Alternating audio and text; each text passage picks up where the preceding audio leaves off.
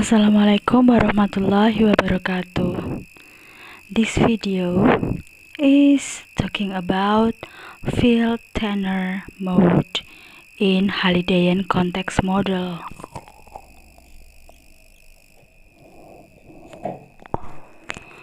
Okay, I'd like to review a little bit about context because field tenor and mode is related to context. Context, it can be called contextual information. It is the setting of a word or event, and it is thus a word filled with people producing utterances.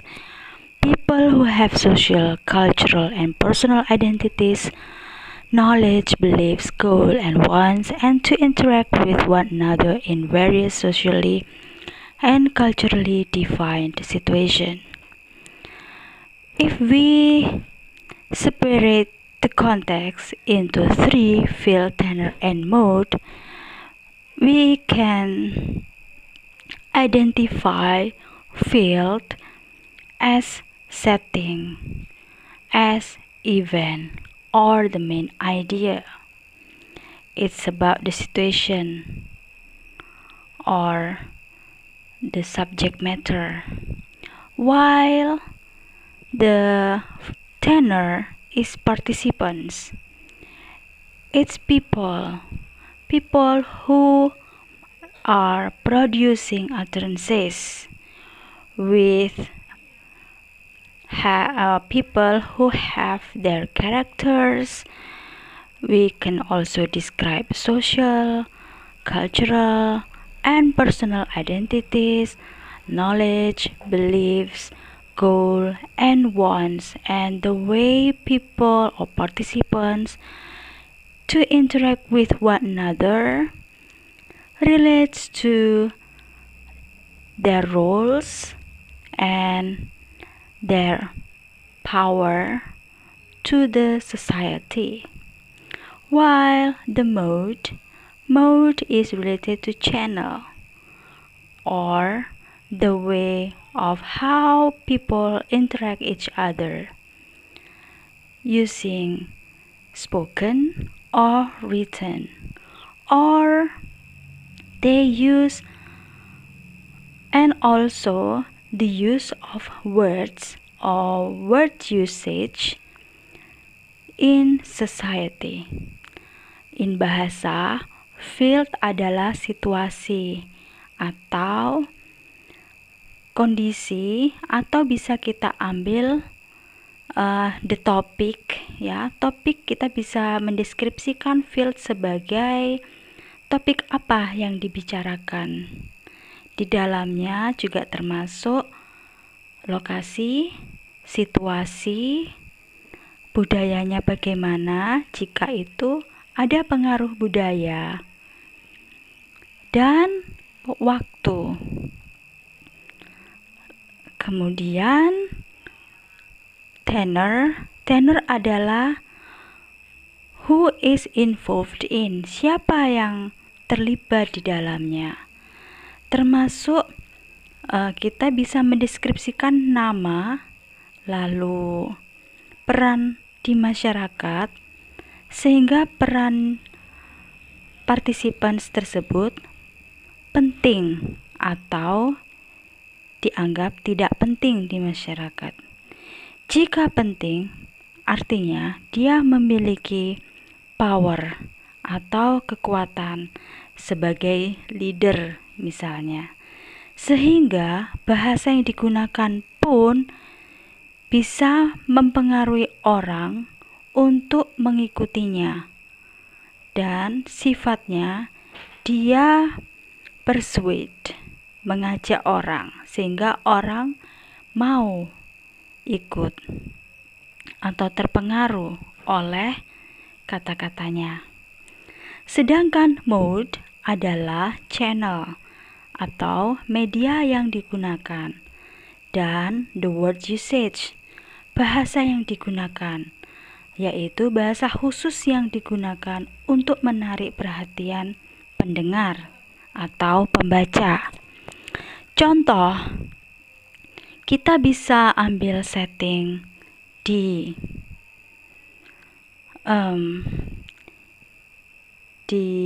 pasar ya, katakanlah, oleh interaksi antara penjual dan pembeli.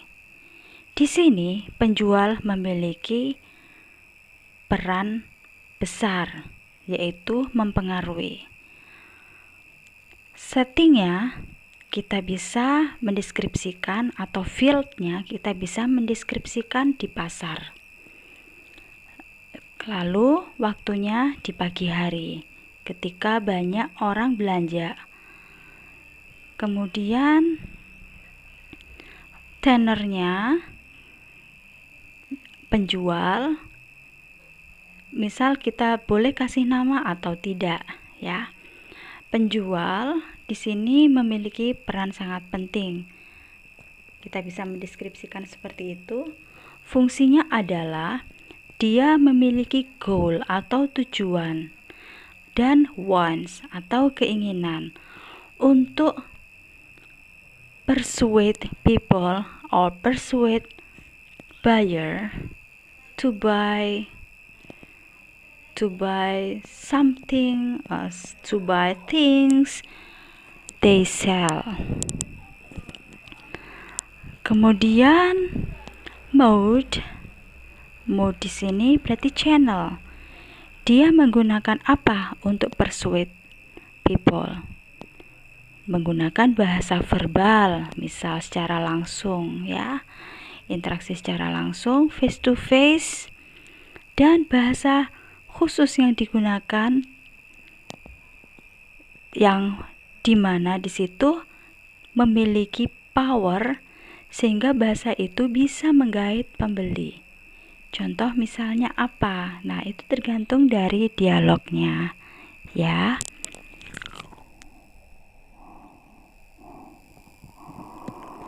Ini gambarannya. There are 3 features of the context, as Halliday writes, Halliday and Hasan, as the concept serve to interpret the social context of a text. Feel, tenor, and mode ini juga dipelajari di Systemic Functional Grammar. The field of discourse refers to what is happening, apa yang sedang terjadi, yaitu situasi, to the nature of the social action that is taking place. Kita bisa mendeskripsikan situasi dan lokasi. What is it that the participants are engaged in which language figures as some essential component. It can be called the topic of discourse. Kita bisa mendeskripsikan or taking the main idea of the conversation, or written text. As we know,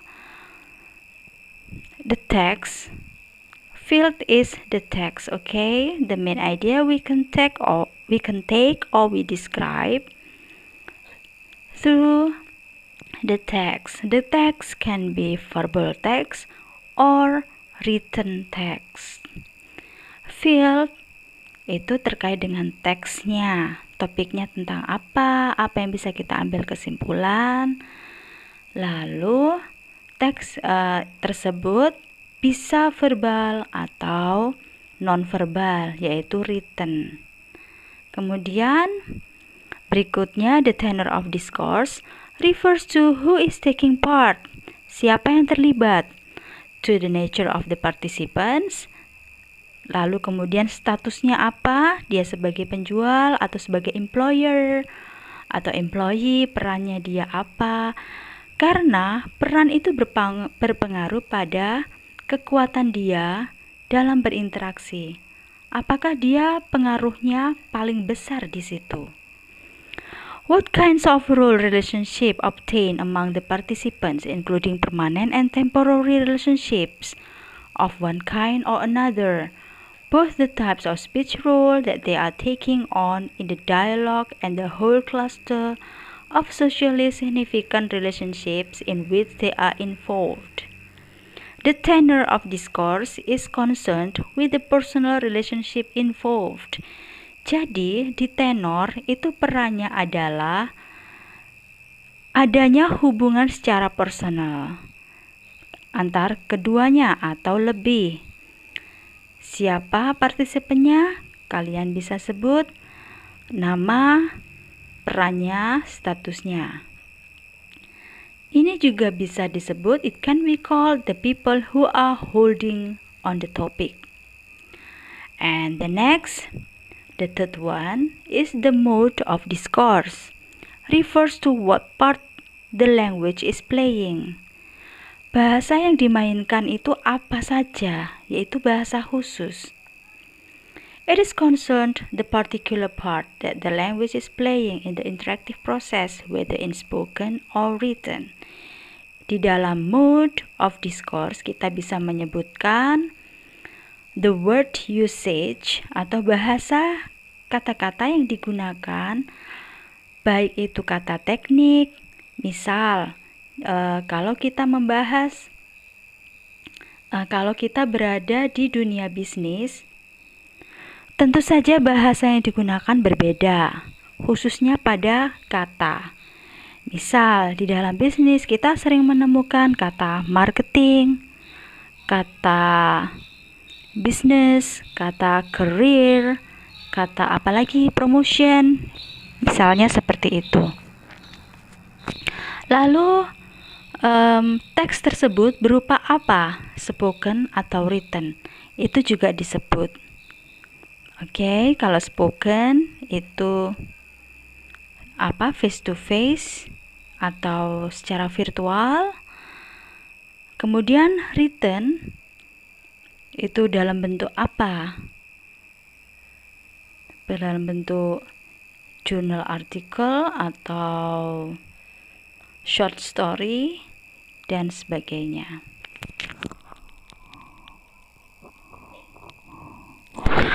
Berikutnya, ini adalah bagan genre in relation to register and language. Jika kalian ingat pembelajaran tentang systemic functional grammar, di situ ada field, tenor, and mode. Field relates to additional meaning, and tenor relates to interpersonal meaning, and mode relates to textual meaning. Deskripsinya seperti yang tadi barusan saya jelaskan.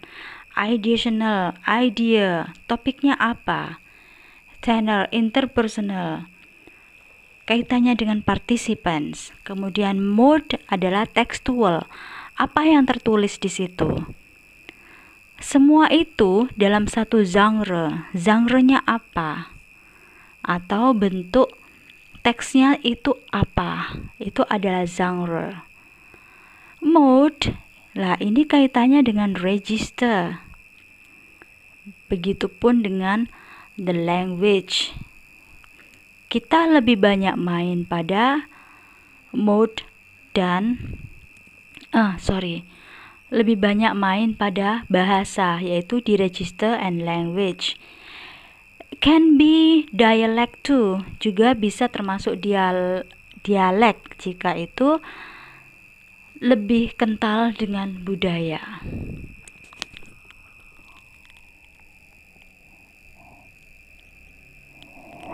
Okay, next. Analysis of context level has concentrated in making explicit just which combination of field, tenor, and mode variables a culture enables and how these are mapped out as staged.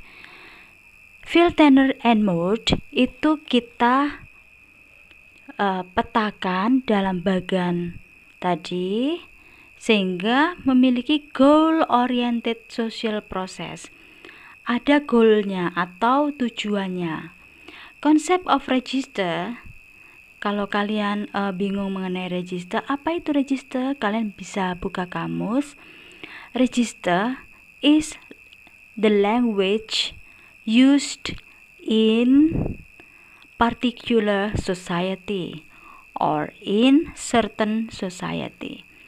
bahasa yang digunakan oleh masyarakat tertentu dan hanya masyarakat itu yang tahu, atau in particular community, di komunitas tertentu. Kalau kita ngomong komunitas, berarti komunitas di bidang kedokteran atau di rumah sakit, komunitas di universitas.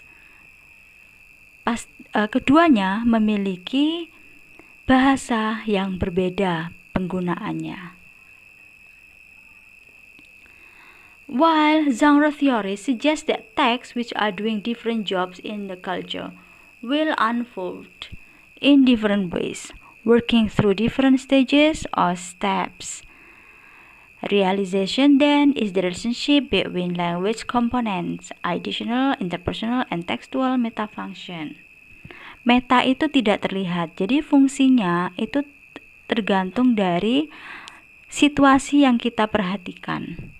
And context variables, yaitu pada unsur komponen, feel, tenor, dan mood-nya.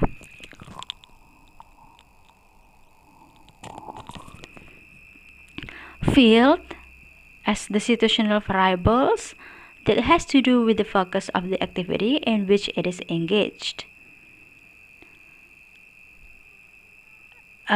Field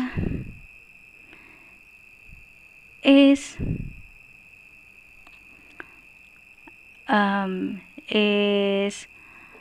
conveyed by agents. He distinguishes the language bridge game used by the beginner and advanced level. Based on these levels, there are two kinds of language called technically and everyday language. Berdasarkan situasi di dalam field of discourse, kita bisa membedakan antara bahasa teknis yang digunakan di komunitas tertentu dan bahasa yang kita gunakan sehari-hari.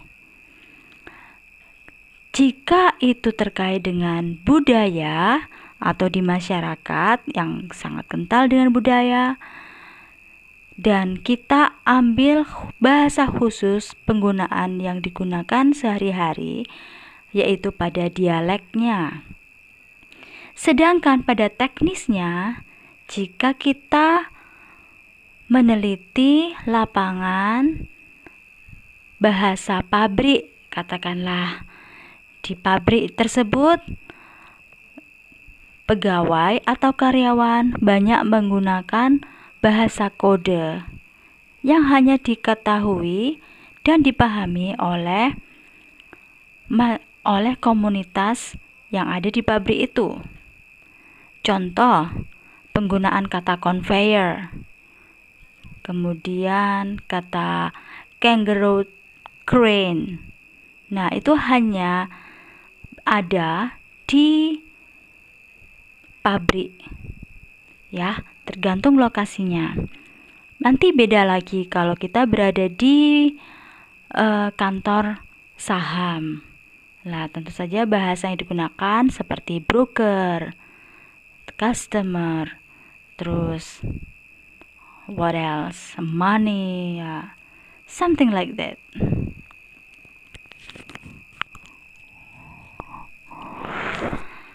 Okay. The way how to distinguish technical language and everyday language in field. You consider technical language, we use technical term automatically. And in everyday language, we use everyday terms. In technical language, words only insiders understand. Hanya orang yang ada di dalamnya yang paham. Yang orang di luar komunitas itu belum tentu paham. Sedangkan in everyday language, words interact tense all understand. And used technical language, use acronym, hanya kode saja. Sedangkan in everyday language, use full names. In technical language, using abbreviated syntax, while in everyday language, using standard syntax. In technical language, Technical action processes. In everyday language, identifying processes. It is the way how we identify the thing or the word used by people in that community. In technical language, attributive descriptive process, while in everyday language, defining terms. It means defining terms, it depends on the how we define things.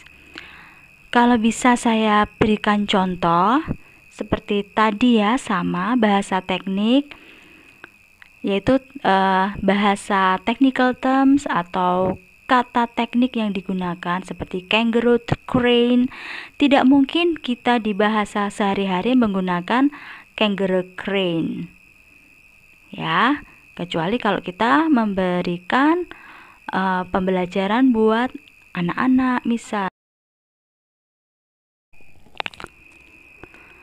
Nah, bahasa teknik tersebut hanya orang tertentu di komunitas tersebut yang paham, sedangkan di luar itu tidak paham. Bahasa yang digunakan cenderung pada akronim pada technical language. Biasa disingkat menggunakan kode M03 semacam itu. Itu untuk kode katakanlah conveyor yang ada di pabrik. Dan di everyday language kita tidak pakai akronim, kita pakai nama yang full.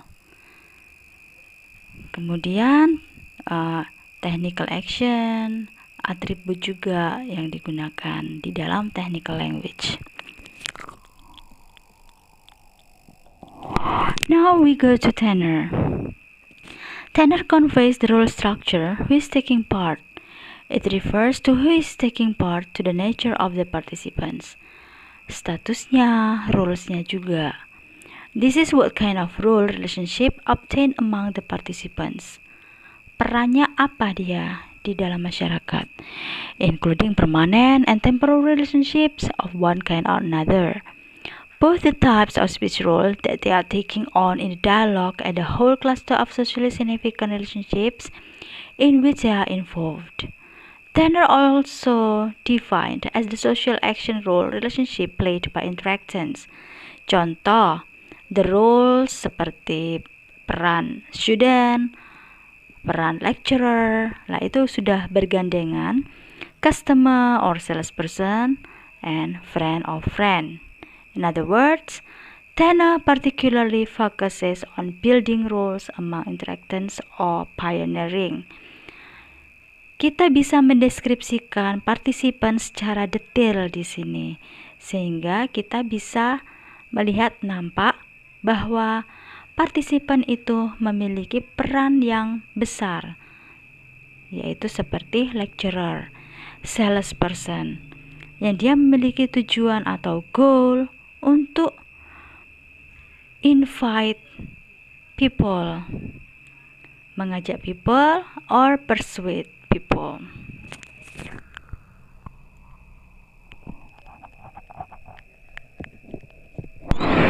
A building on pioneering studies of language variation and role relationship variables in such as formality, politeness, and reciprocity. Di dalamnya juga turut andil pula formality. Apakah itu situasinya formal? Juga terdapat unsur politeness and reciprocity. Tenor can be broken down into three different continua: power, affective, involvement, and contact. In order to get better understanding among those terms, we elaborate them into following.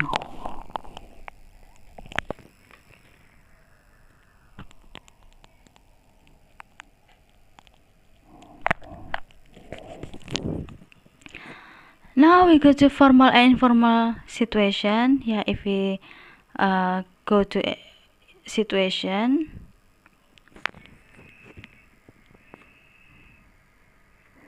kalau informal itu cenderung powernya sama, sedangkan formal itu tidak sama. Pasti ada yang lebih dominan.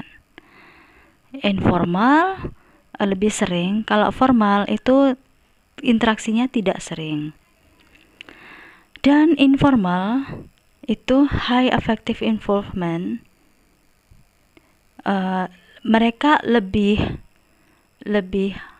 apa ya? Lebih akrab, lebih berinteraksi. Itu yang dianggap sebagai high involvement. Kalau kalian masih ingat mata kuliah CCU ada high involvement dan low involvement. Now we go to mood. It is the symbolic organization. In other words, it tells what role language is playing.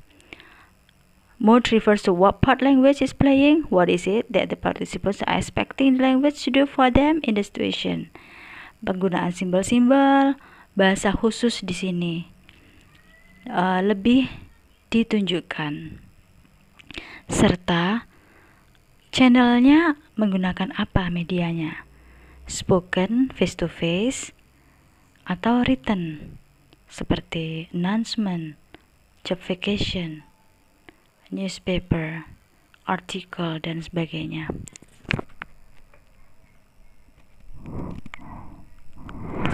Okay, that's the distinguish between spoken and written. Sifatnya bisa spontan untuk spoken dan written tidak spontan ya, otomatis. Dan spoken otomatis ada action, sedangkan written no action used in language. Atau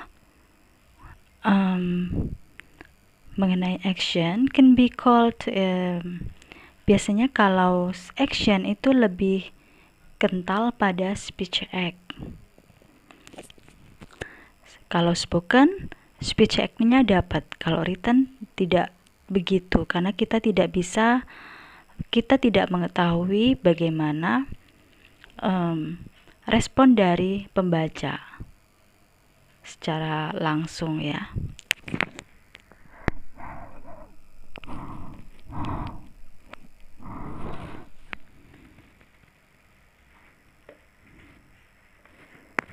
Ini contoh,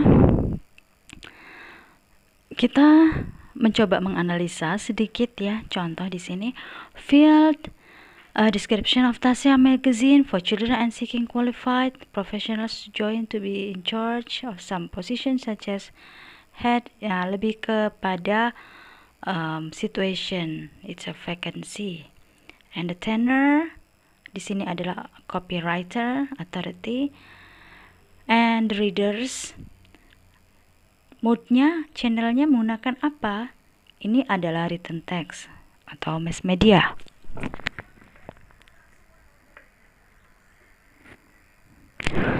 That's all.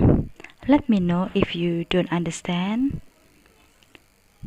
Thank you for watching and thank you for paying attention. Assalamualaikum warahmatullahi wabarakatuh.